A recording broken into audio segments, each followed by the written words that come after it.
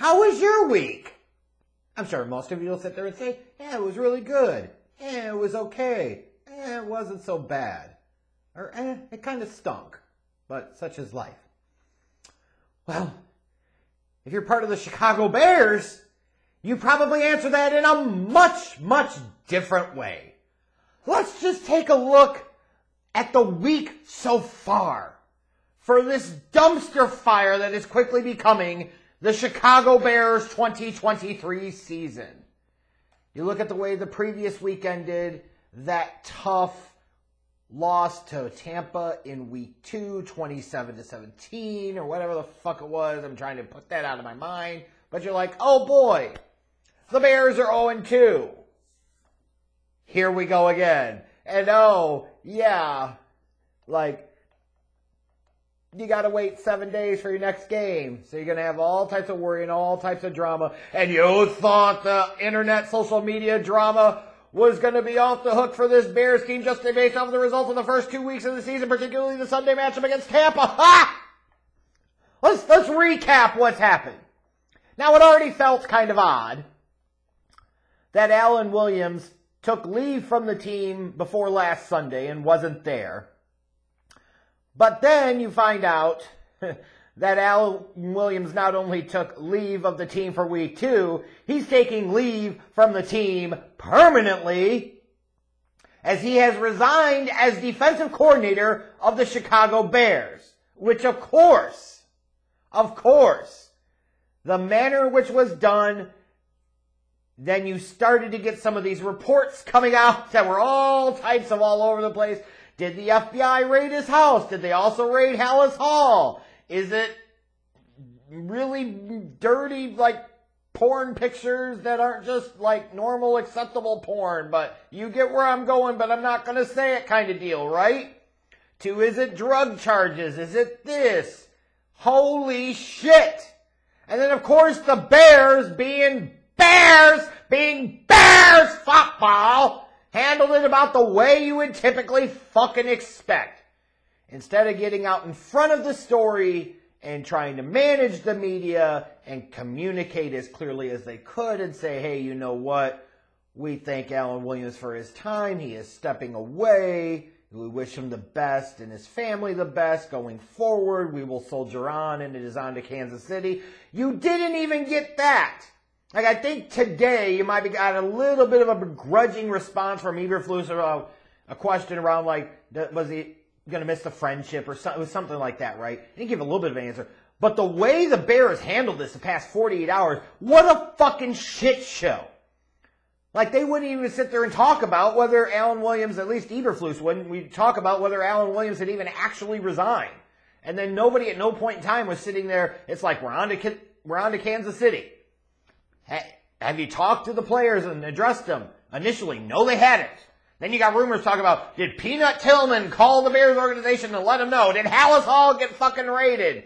And like, you know, you got the Bears fans that are saying, no, this is stupid, that didn't happen. And then you got Pat McAfee doubling down at least on the Alan Williams' home got raided shit. Like, holy hell. What's going on here? Meanwhile, you find out Braxton Jones apparently has a neck injury. He's going to be on IR for a little while. Eddie Jackson is doubtful. And all of a sudden, at a time that the Bears could least afford it, they've got all types of challenges, all types of distractions, all types of drama. And oh, by the way, that same day that we're talking about, you find out Braxton Jones is going to be on IR. Alan Williams has resigned and all the rumors that went along with that. Here's Justin Fields, in part, blaming the coaching for him being robotic. And you know what? More power to you, Justin, because you're absolutely fucking right. Not only is Justin Fields not very good right now, that coaching staff around him absolutely sucks. And every game that Luke Getsy is there is a fucking mistake. But now that Alan Williams has already resigned, it makes it even less likely, I guess, that Luke Getsy will be shown the door like he should be. And then Justin Fields has to come back and, like, try to walk back what he said. Don't walk back anything. Don't overreact to it, people. The fucking coaching sucks. They're 0-2. Everybody deserves criticism and blame at this point. This has been a fucking nightmare. And just when you think, like, okay, you could start looking forward to Sunday, then you see the reports of apparently some criminals broke into the gate through the fence at Soldier Field and took $100,000 worth of equipment. And wouldn't you know, that is peak fucking Bears football, that guys sit there and break into Soldier Field, and all they can find in that third-rate dumpster of a stadium that looks like a UFO took a huge hulk of crap, ancient alien style, in the fucking Roman Coliseum is $100,000 worth of equipment. If that doesn't scream Bears football, I don't know what the fuck is. Like, at this point in time, if you're a Bears fan, you've had enough of this fucking week. Oh, but it gets better. You're 0-2, all this shit went down this week, and by the way, your reward for all of this is a game against the defending Super Bowl champion Kansas City Chiefs in Arrowhead. And oh, by the way, it's not even one of the early Sunday games, so we can't get our misery out of the fucking way. It's one of the 4:25 Eastern starts. Fudge! Fudge!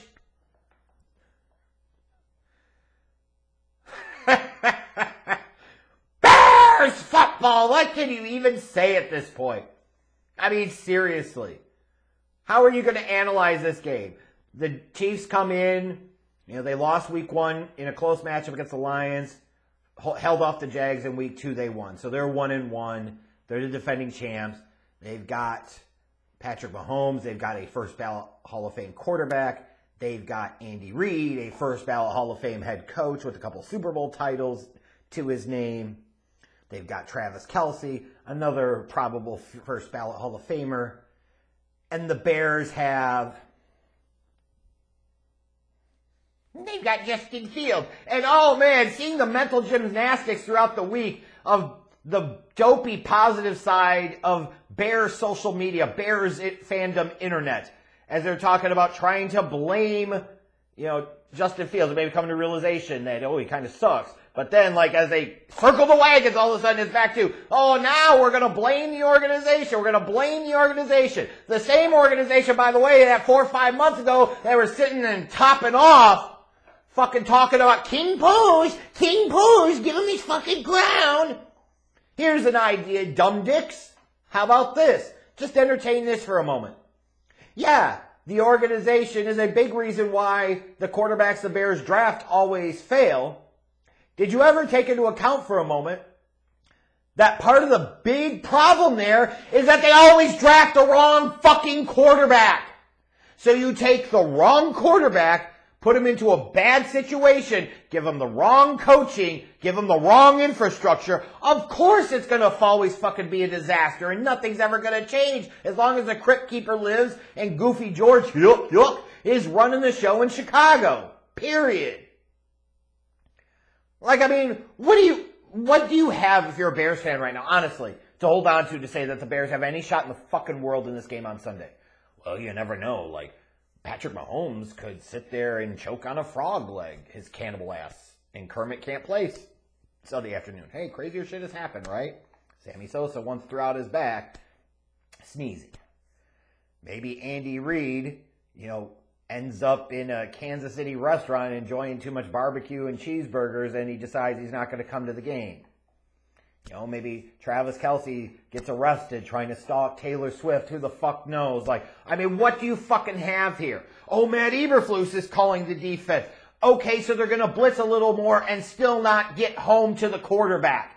Meanwhile, their coverage absolutely sucks and they're bad against the run. That's a recipe for success against Andy Reid and Patrick Mahomes and Travis Kelce.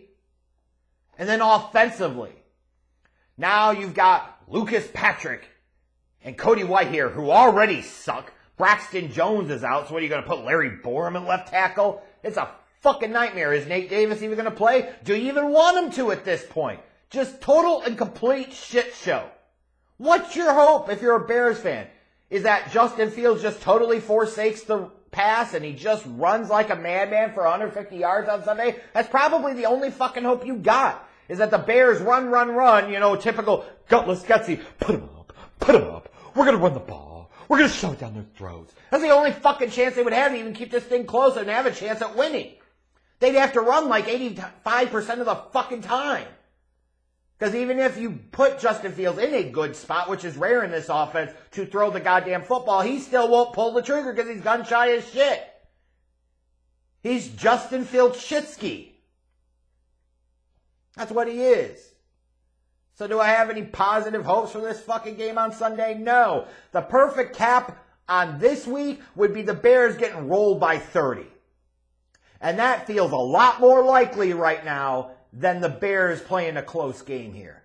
You never know. The Chiefs could get caught looking ahead, overlooking the Bears. Crazy shit can happen. Maybe the Bears actually force a turnover too. Maybe it finally pays off. But I'll take the Chiefs like 31-13 in this one. God, I can't wait for this week to be over. Bears football!